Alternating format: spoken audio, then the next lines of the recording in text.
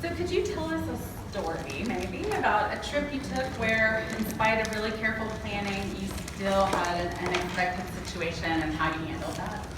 Sure. Well, I wish I'd been here to listen to Karen actually before some of these things had happened. I had one case abroad where I made a mistake. I was a little careless and I paid for it literally. Where I was out one night just having some drinks after a day out, and went up to the bar and ordered a drink. And as I was waiting, I took my wallet out and placed it on the bar with my hand on it and started speaking with someone, and literally just turned around for 2 seconds. He turned around and was gone. And there's only 3 people around me, but I never found out who took it.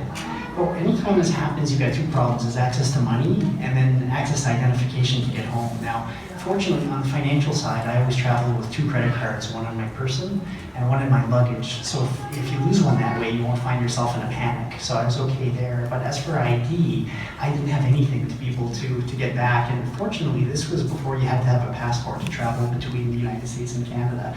So I actually had not brought my passport. I got a relative to scan a copy of it to me.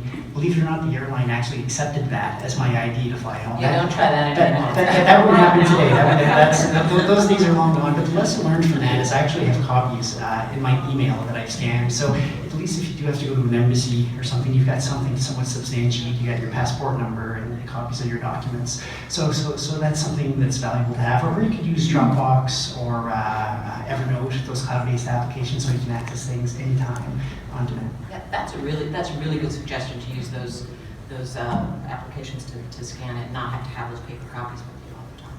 Yeah, and not just your identification, but also copies of your prescriptions, even eyeglasses, in case you find yourself in a situation where you need to get medication or you lost your glasses in a river. I was on a trip where that happened to somebody. So